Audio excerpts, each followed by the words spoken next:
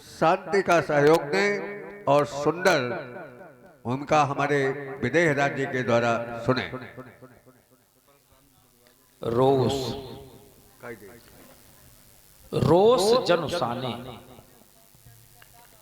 जिस व्यक्ति के जीवन में कभी कोई क्रोध न आया हो और आज बोले वचन रोष जनुसाने। अपार क्रोध है। क्रोध का कोई दूसरा कारण नहीं है, क्रोध के कारण में है आप लोग। मैंने माना था कि पृथ्वी वीरों के द्वारा भोगी जाती है, और ऐसे नहीं माना था। सिद्धांत कहता है वीर भोग्या वसुंधरा। लेकिन जिस समय हमारे बंदियों के द्वारा घोषणा हुई, बोले बंदी बचन वर सुनहु सकल महिपाल। एक दो राजा न सुने, सभी राजा सुने। और क्या सुने? बोले प्रण विदेह का कहीं हम भुजा उठाई विशाल। अपनी विशाल भुजाओं को उठा करके अपने राजा के प्रण को कहना चाहते हैं। बंदियों के द्वारा कहा गया और आप लोगों के द्वारा सुना गया। सुनने के उपरांत जो आप लोगों के द्वारा क्रियाएं और प्रतिक्रियाएं इस अजगों पर की गई, मेरे मित्रों, सर्वथा नियम नैतिकता को तोड़ देने वाली क्रियाएं की गई। आपने प्रण को सुना था। एक एक नपाल उठता, अपने बल का प्रयोग इस अजगों पर करता, और जब अपने कार्य में असफल हो जाता तो मेरी मिथिला को छोड़ करके चला जाता। लेकिन आप लोगों के द्वारा ऐसा नहीं किया गया। प्रण को सुना गया, सुनने को उपरांत एक नपाल उठा, कार्य की पूर्ति नहीं हो पाई। देखते देखते उसके सहयोग में दूसरा नपाल खड़ा हो गया, फिर भी कार्य की पूर्ति नहीं हो पाई। परिस्थितियां यहां तक आ गई कि भूप साहस 10 एक ही वारा और लगे उठावन टरई न टारा। 10,000 राजाओं ने अपने बल का प्रयोग इस अजगों पर कर दिया।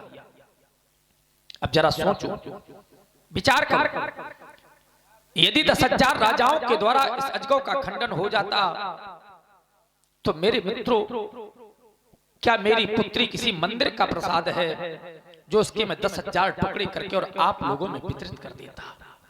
या फिर मान लीजिए कि यदि 10,000 राजाओं के द्वारा इस अजगों का खंडन हो जाता तो परिस्थितियां प्रतिकूल हो जाती। ये रंगभूमि है, क्या रणभूमि बन जाती? आप लोगों में आपस में युद्ध होता, लड़ते मरते कटते। जब एक नपाल बचता तब क्या उसके साथ बेटी सीता का विवाह होता? धिक्कार है आप लोगों की ऐसी वीरता को, धिक्कार है आप लोगों के ऐसे पराक्रम को, धिक्कार है आप लोगों के ऐसे साहस। अब तो मैं आज आप लोगों से निवेदन पूर्वक कहना चाहता हूं कि आप लोग चले जाएं मेरी मिथिला को छोड़ करके। अगर इतने पर भी आप लोगों ने मेरी मिथिला का परित्याग नहीं किया तो क्रोध है, और जब व्यक्ति के जीवन में क्रोध आता है तो बोध की समाप्ति हो जाती है, विवेक शून्यता हो जाती है। हो सकता है कि ऐसे शब्दों का प्रयोग हो जाए जो आप लोगों को अच्छे न लगे।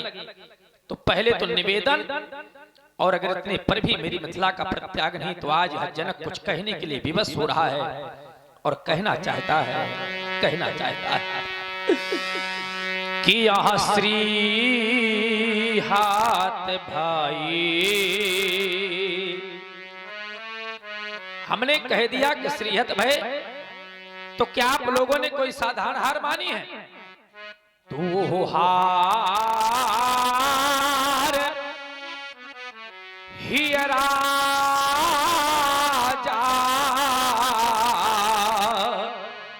हृदय से हार मान गए हो,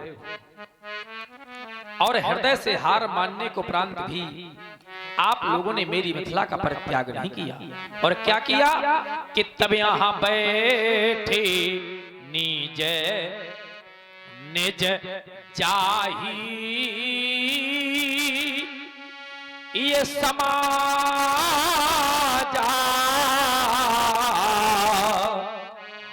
और कब बैठे कि जब यहां श्री हाथ भाई, जिस भी क्षत्रिय नेपाल ने अपने बल का प्रयोग इस अजगों पर किया, अपने कार्य में असफल हो गया और असफल होने के उपरांत भी उसने मेरी मिथिला का परित्याग नहीं किया। यदि आप लोग कह रहे हो कि महाराज हमको वीर मान ले, हमको भटमानी मान ले और वीर मानने के बाद अपनी बेटी का विवाह हमारे साथ में कर दें, ऐसा मैं कदापि नहीं कर सकता मेरे मित्रों। वीर मानने में और वीर होने में बहुत बड़ा अंतर होता है। जो वीर है उसको वीर कहा जाए या ना कहा जाए, जो वीर है तो वीर है, और जो वीर नहीं है और उसको जबरदस्ती वीर कह दिया जाए तो क्या वीर हो जाएगा। मैंने भी कुछ अनुभूतियां की हैं और जो अनुभूत की है आज वो मैं अपनी अनुभूत आप सामने आप लोगों के समक्ष रखना चाहता हूं। बस होकर के कहना पड़ रहा है मेरे मित्रों कि यह देश देश के राजा गण और हम किन्हें कहें बलशाली है। पर देख लो दुनिया वालों, अरे हमको यहां विश्वास हुआ ये पृथ्वी वीरों से खाली है। आज स्पष्ट हो गया कि पृथ्वी पर कोई वीर नहीं रह गया। अरे हमको यहां विश्वास हुआ ये पृथ्वी वीरों से खाली है। लेकिन अगर ये विश्वास पहले हो गया होता, आज यह जनक प्रण करने को उपरांत इस समाज के अंतर्गत विकल होकर के न रोता, विकल होकर के न रोता। यदि यह विचार पहले होता तो यह बेबसी नहीं होती और हमें ये प्रणय करते ही नहीं तो ऐसी हंसी नहीं होती। हंसो भैया हंसो। संसार बेटी वाला है। समय जब व्यक्ति का गिरता है ना तो संसार के लोग हंसा करते हैं। वही जनक हूं जब एक समय ज्ञानियों की समाज लगती थी, वीरों की समाज लगती थी, लेकिन आज संसार का प्रत्येक एक व्यक्ति मेरे ऊपर हंस रहा है। बोले देख लो यही जनक है जिसके घर में बेटी कुंवारी बैठी है। एक बार जरा बैठे हुए बूढ़े बुजुर्ग पिताओं से पूछो, ईमानदारी से बताओ, जिसके घर में बेटी सयानी होती है तो क्या सयानी बेटी को देख करके पिता प्रसन्न होता है? रो देता है। जरा बैठी हुई माताओं बतलाओ आप लोग, जिस घर में बेटी सयानी होती है क्या मां प्रसन्न होती है? रो देती है। मां यही कहती है कि महाराज जब तक बेटी के मांग में सिंदूर नहीं भर जाती तब तक मां और पिता को रात्रि में नींद तक नहीं आती। मैंने तो यहां तक देखा है, विचार कर लेना आप बहुत ध्यान देकर के सुनना मेरे एक एक शब्दों को। जिस समय मैया अपनी उदर से कन्या को जन्म दे देती है और जन्म देने के बाद जिस समय मां बेटी को पाल पोस करके बड़ा कर देती है और बेटी सयानी हो जाती है, और जिन हाथों से मां बेटी को पाल पोस करके बड़ा करती है, एक समय वो आता है कि जब इन्हीं हाथों से मां उठा करके और बेटी को डोली में बिठा करके विदा करती है तो बड़ी बड़ी धैर्यवान माताओं के धैर्य छूट जाते हैं। बड़े बड़े धैर्यवान माताओं के धैर्य छूट जाते हैं। मैंने तो यहां तक देखा है कि जिस समय बेटी सयानी हो जाती है तो मां सयानी बेटी को अपने पास में बुलाया करती है और कहा करती है, बेटी तू मेरी गोद में बैठ जा, अब तू मुझको छोड़ करके चली जाएगी। और ये मैं नहीं कह रहा हूं, शास्त्र प्रमाणित करते हैं। अधिक स्नेह गोद बैठारी, मां का इतना प्रेम जागृत हो जाता है कि सयानी बेटी को मां बुला करके अपनी गोद में बैठा लेती है और केवल गोद में नहीं बैठाती है, अधिक स्नेह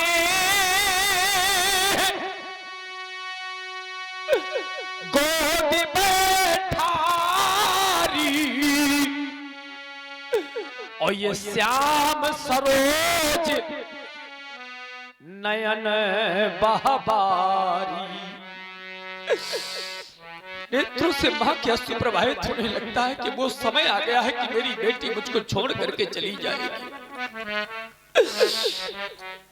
और मैया बेटी को गोद में बैठाल करके, और जो मैया कहा करती है, सुन लेना बैठी भी माताओं, मैं किसी एक मां की बात नहीं कर रहा, संसार की प्रत्येक एक माताएं अपनी बेटियों से कहा करती हैं, मां गोद में बैठाली होती है, रोती जाती है और मैया बेटी से कहा करती है।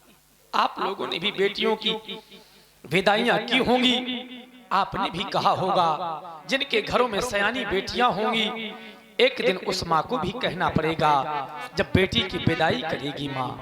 और मैया क्या कहती है कि एक दिन ये माँ बेटी से बोली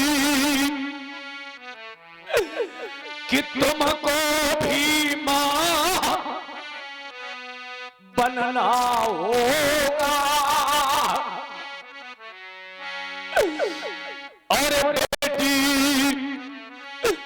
की प्रथम वो विदाई में एक दिन सबको रोना होगा। जिस समय बेटी की विदाई होती है, हर एक मां रो देती है, हर एक पिता रो देता है। बेटी की प्रथम वो विदाई में एक दिन सबको रोना होगा। बड़े बड़े धैर्य वालों के धैर्य छूट जाते हैं। और जो मां न रोवे, जो पिता न रोवे, और जो भाई न रोवे, समझ लेना, विचार कर लेना, उस भाई की कोई बहन नहीं है।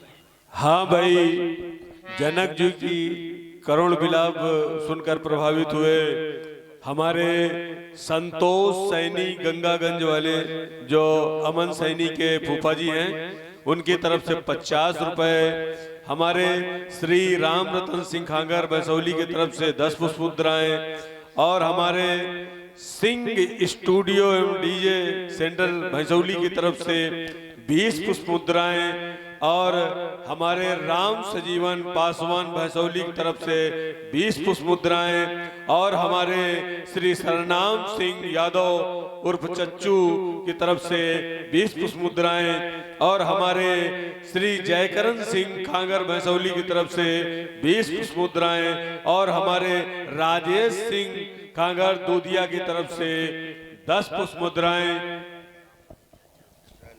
और हमारे रामबली यादव की तरफ से 10 पुष्प मुद्राएं प्राप्त हुई हैं। कोटि कोटि धन्यवाद है। और इसी क्रम में हमारे बड़े भैया श्री रुद्रदत्त तिवारी, जो कि रात से ही देखो लीला का लाइव प्रसारण बोकारो झारखंड से लगातार देख रहे हैं। सिलमी घागा फतेहपुर के निवासी हैं और CISF में वो तैनात हैं। भैया ने 51 पुष्प मुद्राएं हमारे विदेहराज श्री जनक जी के चरणों पर और 21 पुष्प मुद्राएं हमारी जानकी माँ के लिए सब प्रेम भेंट दी हैं। और प्रदीप अनुरागी जसपुरा बांदा से भैया लीला का लाइव प्रसारण देख रहे हैं। 51 पुष्प मुद्राएं हमारे विदेहराज श्री जनक जी के चरणों पर, और कपिल अग्नोत्री उन्नाव जो कि मंडलाधीश हैं, 101 पुष्प मुद्राएं हमारे विदेहराज श्री जनक जी के चरणों पर दी हैं। सभी को कोट कोट धन्यवाद। हर एक माँ रो देती है। देख लो, आज यहाँ पर जितनी भी माताएं बैठी हुई हैं सभी रो रही हैं, सभी पितृजन रो रहे हैं। और जो मां न रोवे, जो पिता न रोवे, उनके लिए तो हम कहा करते हैं, जरा विचार करना कि जिसके नैनों में नीर नहीं, जो मां न रोवे, समझ लेना उस मां के नेत्रों में जल ही नहीं रह गया। जिसके नैनों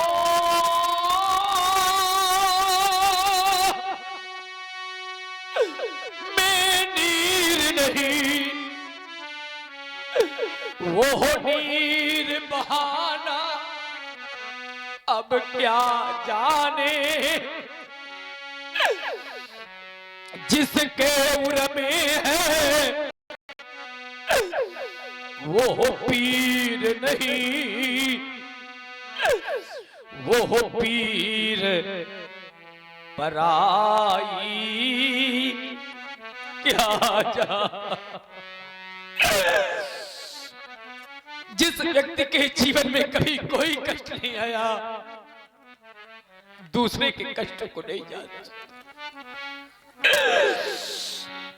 जो मां न रोवे, समझ लेना उस मां ने अपनी उदर से कन्या को जन्म नहीं दिया। अन्यथा सुन लेना बैठी हुई माताओं, सुन लेना बैठे हुए पिताओं,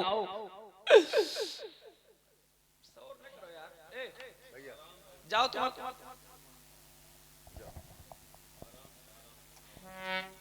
थोड़ी देखा करो कैसा प्रसंग चल रहा है। जाओ इसको बंद करो थोड़ी देर।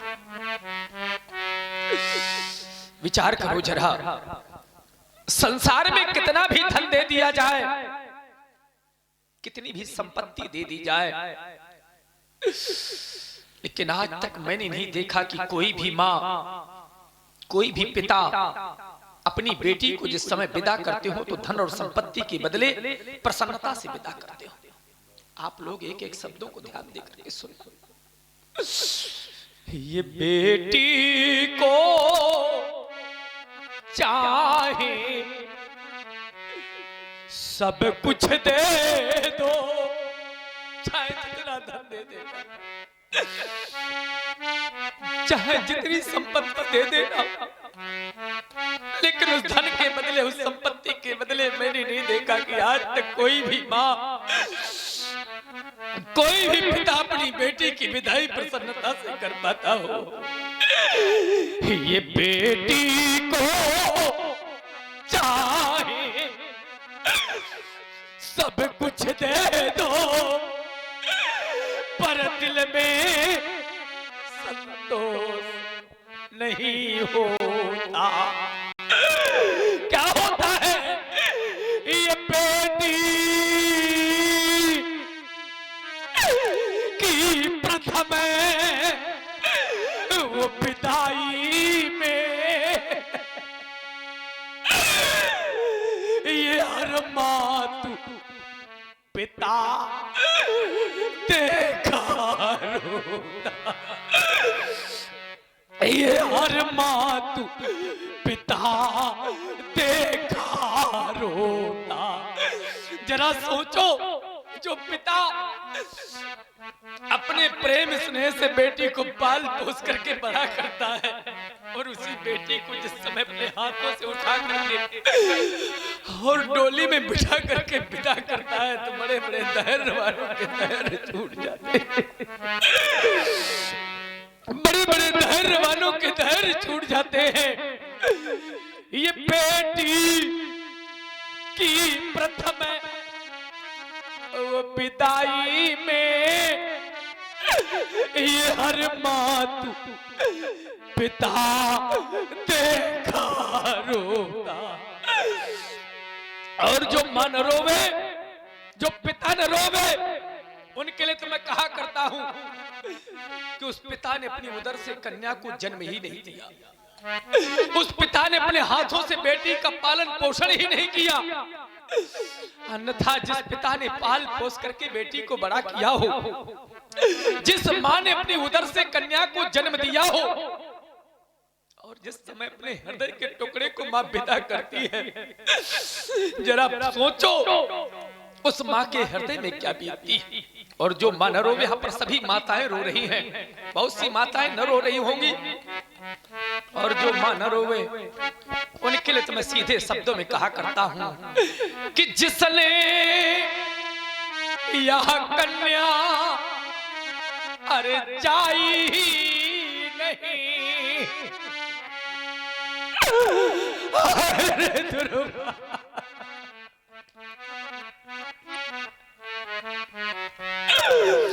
जिसने यहाँ कन्या अरे जाई नहीं, वो कन्या का दुख क्या जाने। और देख लो दुनिया वालों, जिस पैर बिमाई अरे फटी नहीं,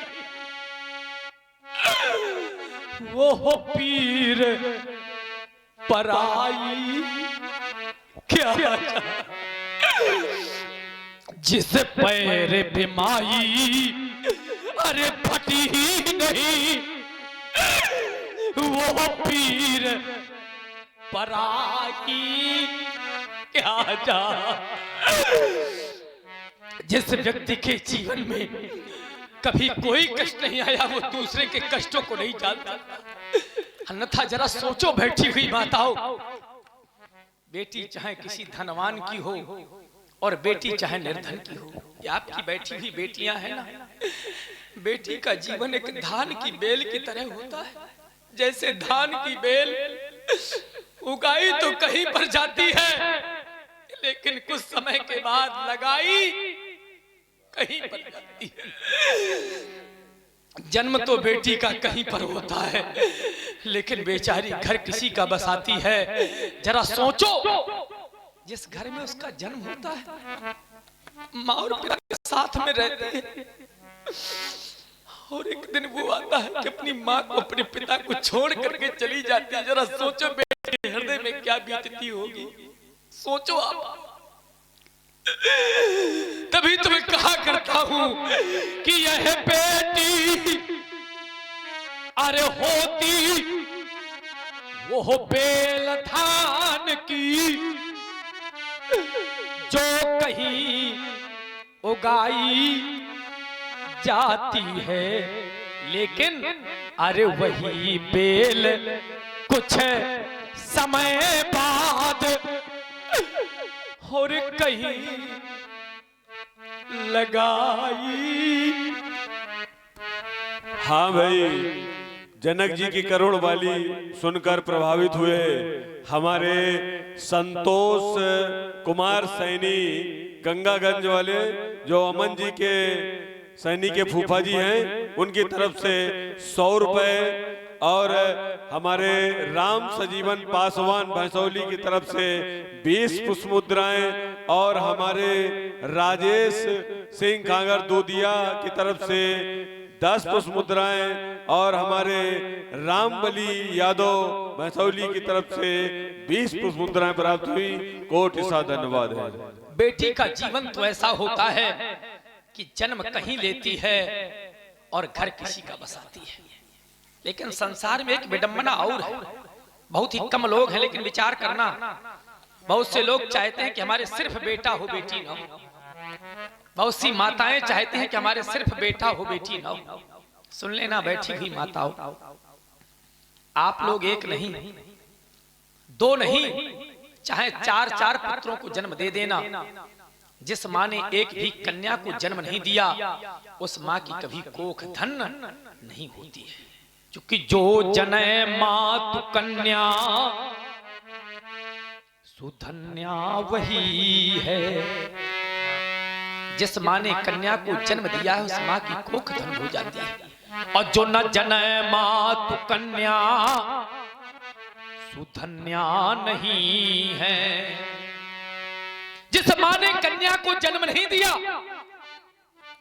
उस माँ की कोख धन नहीं होती है। आप लोग कहेंगे महाराज कारण क्या है? बहुत सुधी लोग बैठे हुए हैं।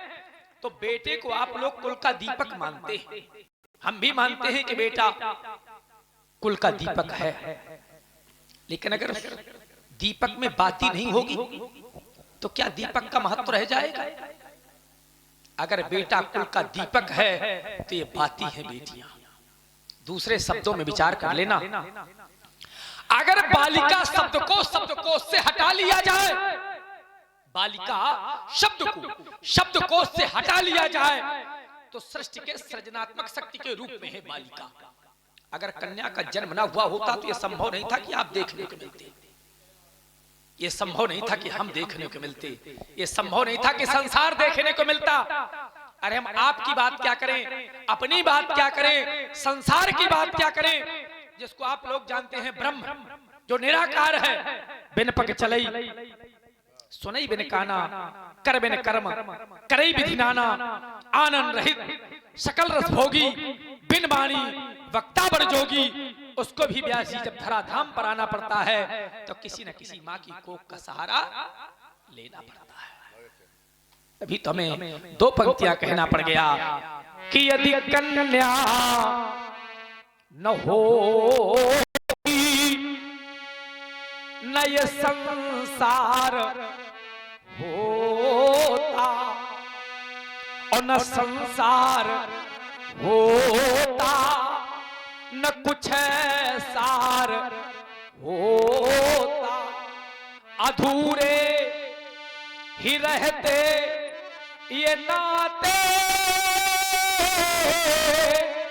जगत के, और वो निराकार प्रभु भी न साकार होता। वो निराकार प्रभु भी न साकार होता। ये कन्या की देन है कि अगर धराधाम पर उस ब्रह्म को भी आना पड़ता है तो किसी न किसी माँ की कोख का सहारा लेना पड़ता है। अरे लौकिक व्यवहार में देख लो, अगर सिर्फ बेटे बेटे होंगे तो बेटों के लिए मेरे मित्रों बधुएं कहां से लाओगे? जरा सोचो। एक सिद्धांत और है, बहुत से बुजुर्ग लोग बैठे हुए हैं, आप लोग गया धाम गए होंगे, न गए होंगे तो किसी न किसी को देखा होगा। लोग क्यों गया धाम जाते हैं? हमारे शास्त्रों में 28 प्रकार के नरकों का वर्णन है। उसमें एक नरक है पुम नाम का नरक। तो जब व्यक्ति धराधाम को छोड़ करके जाता है तो सबसे पहले पुम नाम नरक में जाता है। तो जब बेटे का बेटा अपने बाबा के लिए जाकर के गया में पिंडदान करता है तो उसकी सामर्थ्य 3 पीढ़ियों के पुरखों को तारने की होती है। लेकिन वही बेटा सबसे पहले कहां जाता है? अपने ननिहाल, अपने नाना के पिंडदान कराने। तो जब बेटी का बेटा अपने नाना के लिए जाकर के गया में पिंडदान करता है तो वो 3 नहीं, 6 नहीं, 9 नहीं, अपितु 27 पीढ़ियों के पड़े हुए पुरखों को बेटी का बेटा तार देता है। इस वजह से इन माताओं की कोख धन हो जाती है, इन माताओं की कोख धन हो जाती है। जरा सोचो मेरे मित्रों, इतना बड़ा महत्व है बेटी का। आचार्यों को भी लिखना पड़ गया कि हम मानते हैं कि बेटा कुल का दीपक है, लेकिन कितने कुल का है? केवल एक कुल का। अब अगर बेटी को देखें तो बोले पुत्री पवित्र किए कुल दो। पुत्री तो भैया दोनों कुलों को पवित्र कर देती है। बेटी चाहे किसी धनवान की हो और चाहे बेटी निर्धन की हो। जो शब्द मैं कहने जा रहा हूं उसको बहुत ध्यान देकर के सुनना। बेटी चाहे धनवान की हो और चाहे बेटी निर्धन की हो, अगर दोनों कुलों को पवित्र न करती हो ना बेटी, अगर कोई ऐसा गलत कदम उठा ले तो समाज में उसका परिवार, उसका भाई, उसका पिता, उसकी माँ, मेरे मित्रों, सर उठा करके नहीं जी सकते हैं। जरा सोचो, जब तक बेटी अपने पिता के यहाँ रहती है तो पिता की मर्यादा का ख्याल रखती है, और जब ससुराल चली जाती है तो सारे जीवन का सुख, सारे जीवन का दुख अपने पति चरणों में समर्पित कर देती है। उसको चाहे अच्छी ढंग से रखे, चाहे न रखे, चाहे सतावे, चाहे मारे, लेकिन आज तक किसी की बेटी ने अपनी माँ से आकर के ये नहीं कहा होगा कि माँ मुझे ससुराल में कष्ट मिल रहा है।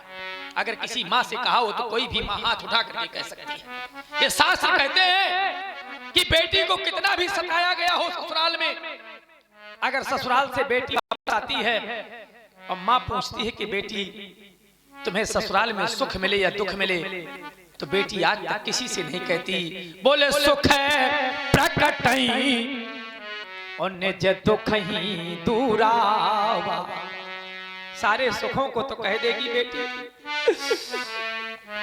लेकिन अपने कष्टों को छिपा जाती है। जानती है अगर मैं अपने कष्टों को अपनी माँ से कह दूंगी, मेरी माँ रोक नहीं पाएगी, मेरे पिता से कह देगी। और अगर मेरे पिता को मालूम हो गया कि मेरी बेटी को कष्ट मिल रहा है, बड़े अरमानों से मेरे पिता ने विदाई की थी, कर्ज कर लिया था मुझे विदा करने में, और अगर मेरे पिता को मालूम हो गया कि मेरी बेटी को कष्ट मिल रहा है तो मेरे पिता का जीते जी जीवन नष्ट हो जाएगा। मेरे पिता जिएंगे तो, लेकिन जीते जी उनका जीवन नष्ट हो जाएगा। तो बेटी यही कहती है कि माँ मुझे भूल जाना, माँ मेरे सुख दुख को भूल जाना, माँ। माँ एक बात मेरी याद रखना माँ, कि अगर मुझसे अधिक प्रेम है माँ तो मेरे पिता से कह देना माँ, मेरे भैया से कह देना माँ कि मुझे भूले तो भूल जाए, लेकिन जिस समय मेरे पिता की पाया थकित हो जाए माँ, तो मेरे बूढ़े बाप की सेवा करते रहे माँ, मेरे बूढ़े बाप की सेवा करते रहे।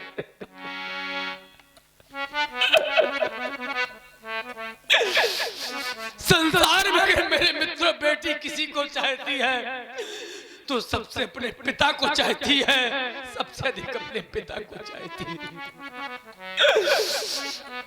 सब कुछ बेटी देख सकती है, लेकिन अपने पिता को कभी दुखी नहीं देख सकती है, कभी दुखी नहीं देख सकती है। सब बेटी का जीवन।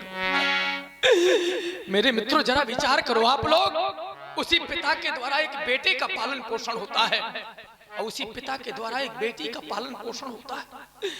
संपत्ति के दोनों बराबर के उत्तराधिकारी होते हैं कि नहीं होते हैं, लेकिन कुछ भी पिता उठा करके बेटी को दे दे, बेचारी हंसी खुशी से लेकर अपने ससुराल चली जाती है, कभी पिता से याचना नहीं करती कि पिताजी मुझे और धन चाहिए। ऐसा बेटी का जीवन होता है। तभी तो मैं कहा करता हूं कि बेटा भाई जगत में, संसार मेरे मित्रों बड़ा स्वार्थी है संसार। ये बेटा भाई जगत में और सब स्वार्थ है के मीत, पर बेटी अपने निज पिता से सुकरती साची प्रीत। हर बेटी अपने निज पिता से सुकरती साची प्रीत। हरे बेटी का जीवन तो मेरे मित्रों ऐसा होता है कि जन्म से लेकर के और मृत्यु तक पराधीन रहता है। आप कहेंगे कैसे? तो जब तक बेटी पिता के यहाँ रहती है तब पिता के अधीन रहती है। किसी भी जगह पर पिता उसका पाण ग्रहण संस्कार कर दे, आज तक किसी की बेटी ने ये नहीं कहा होगा कि पिताजी मैं वहां नहीं जाऊंगी। गूंगी बहरी सी अपने पिता के घर को छोड़कर पति के घर को अपना लेती है बेटी, और वही बेटी जब उसका विवाह हो जाता है तो विवाहोपरांत सारे जीवन का सुख, सारे जीवन का दुख अपने पति चरणों में समर्पित कर देती है वो बेटी। और वही बेटी जब मां बन जाती है तो मां के स्नेह प्रेम को तो आपने सबने देखा होगा। मां भूखी सो सकती है लेकिन अपने बच्चों को भूखा नहीं देख सकती। मां गीले में सोती है लेकिन अपने बेटे को सूखे में सुलाती है। मैंने तो यहां तक देखा है मेरे मित्रों कि अगर घर में निर्धनता होती है तो मेहनत मजदूरी के द्वारा एक मां के द्वारा चार बेटों को पाला पोसा जाता है, लेकिन 4 बेटों के द्वारा एक मां नहीं पाली जाती, एक मां नहीं पाली जाती।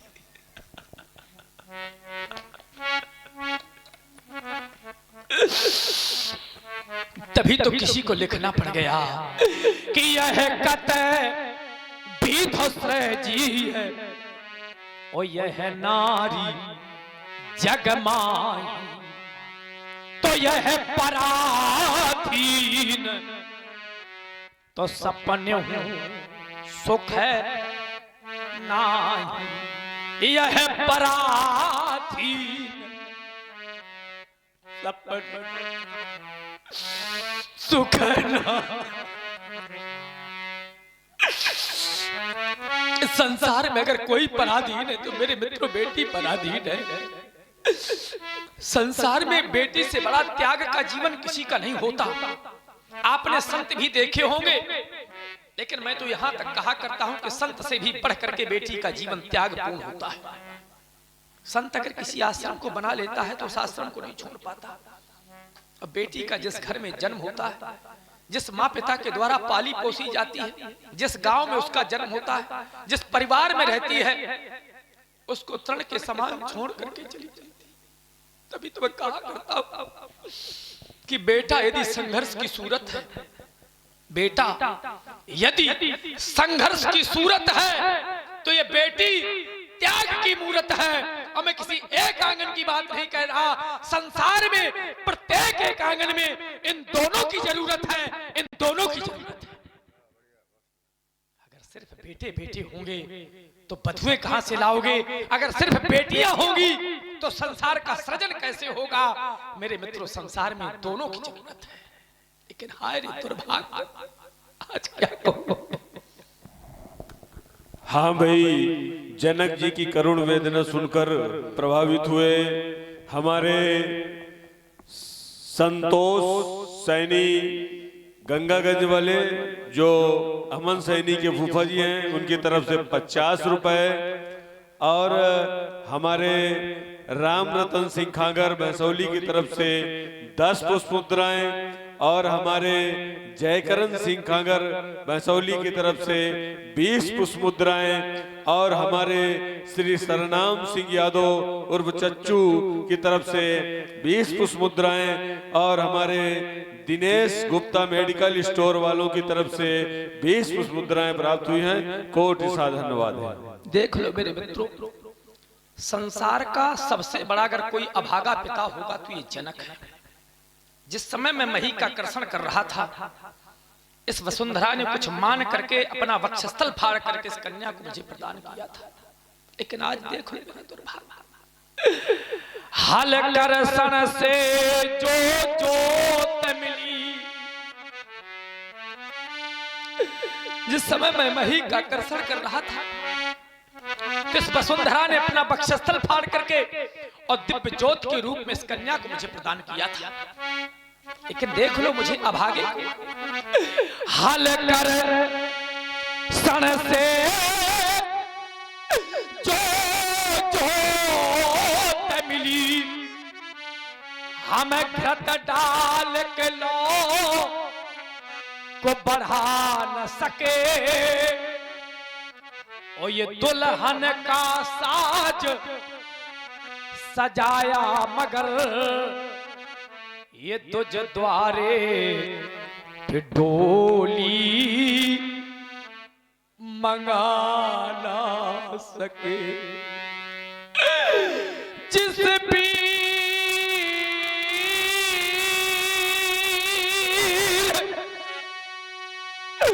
की खोज में था प्रण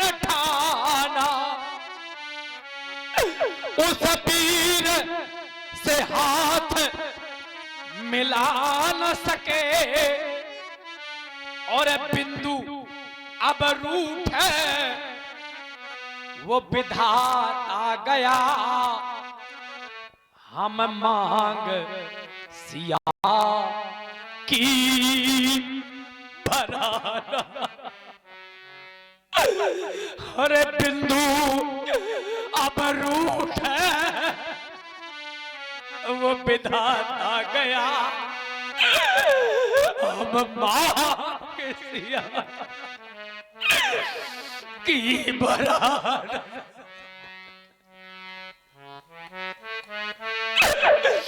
अरे दुर्भाग्य क्या सारे 7 महीने इकट्ठा किए थे, लेकिन अरे दुर्भाग्य आज क्या हो गया। आज मिथिला में डोली सजी रह गई।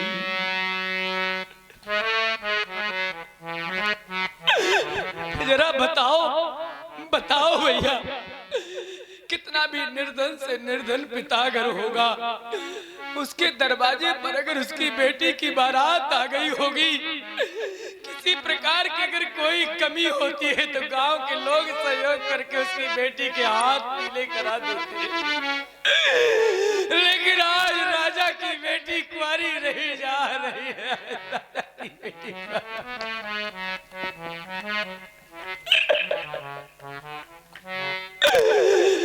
आज मिथिला में डोली ये सजी रह गई। अरे वाटिका में कली अधिक खिली रह गई। ये वाटिका में कली अधिक खिली रह गई। मेरे मित्रों, आज मैं क्या कहूं कि मेरी राजा बेटी बहुत दुलारी रही है, बहुत प्यारी रही है।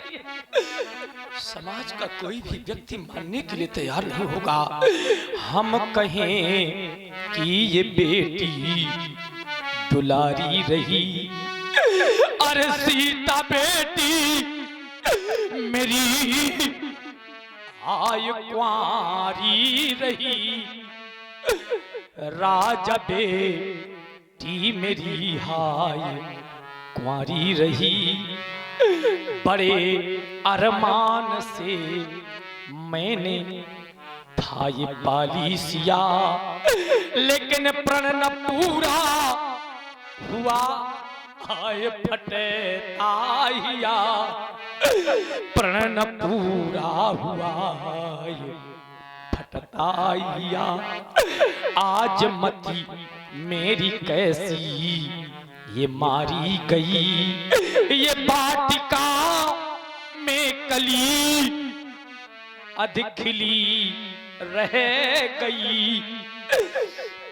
आज मिथिला में डोली सजी रह गई।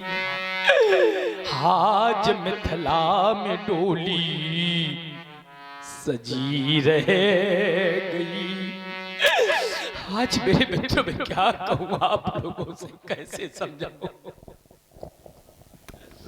हाँ भाई, जनक जी की करुणा विलाप सुनकर प्रभावित हुए हमारे श्री गिरजा शंकर सबिता उर्फ भोली चच्चू, जो 20 पुष्पमुद्राएं प्राप्त हुई हैं। कोट सा धन्यवाद है।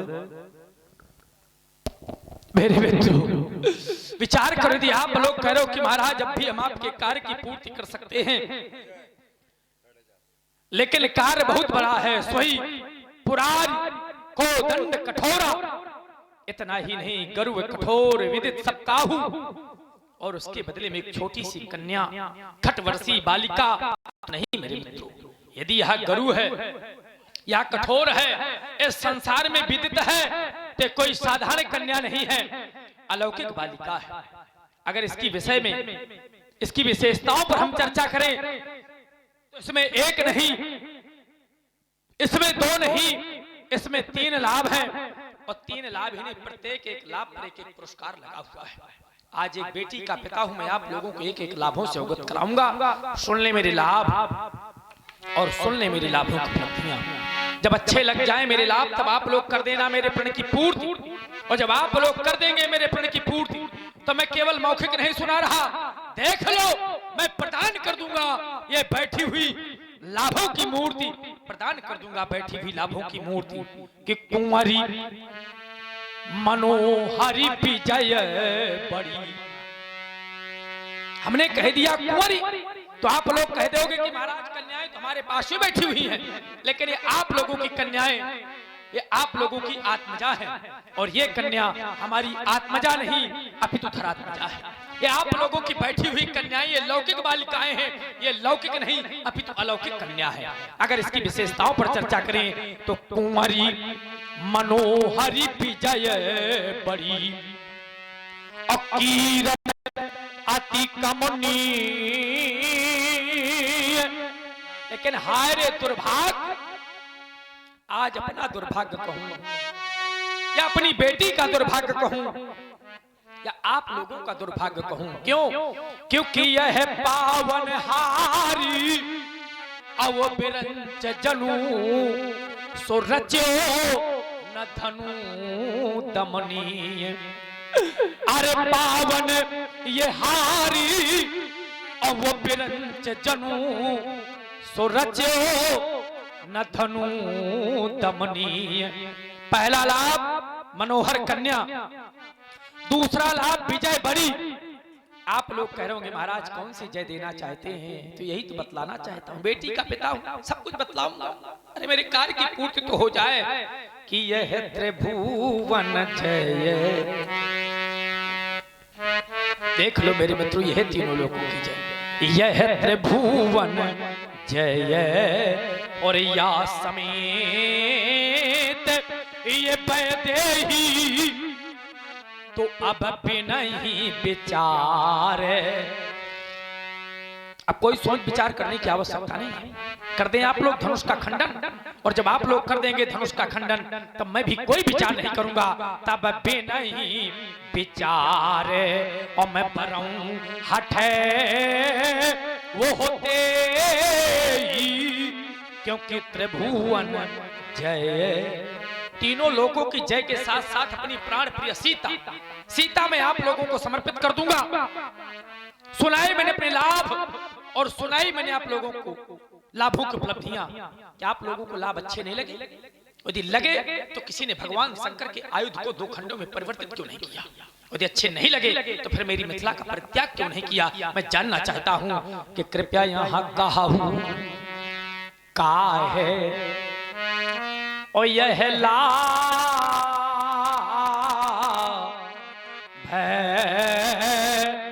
न भावा। यदि भावा अच्छा लगा तो फिर काहू न शंकर यह चापे चढ़ावा।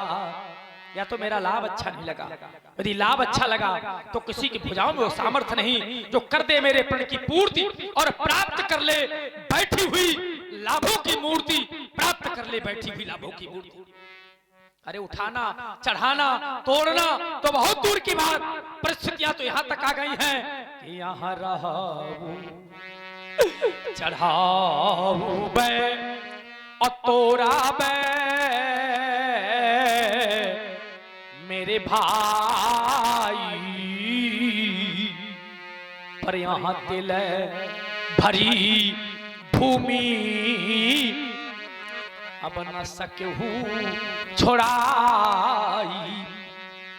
तिल मात्र नहीं उठा पाए, अपेक्षा करते कि महाराज हमको वीर मान ले, हमको भटमानी मान ले। तो एक प्रतिबंध लगाने जा रहा हूं, यहां से लेकर वहां तक, वहां से लेकर कहां तक, जितने भी क्षत्रिय नेपाल बैठे हुए हैं कान खोल करके सुन ले, हमारा खुला उद्घोष है। अब जन को माखे भटमानी कारण है वीर, ये विहीन मही मैं जानी। और कब जानी? जब यह स्थिति सामने आनी तब वीर मही मैशाली। और जब वीर विहीन मही मैशाली तो समाप्त हो गई आप लोगों की मेहमानी। चले जाओ मेरी मिथिला से, परित्याग कर दो मेरी मिथिला का। अगर इतने पर भी मेरी मिथिला का परित्याग नहीं तो एक अंतिम निर्णय लेने जा रहा हूं। अंतिम निर्णय क्या है?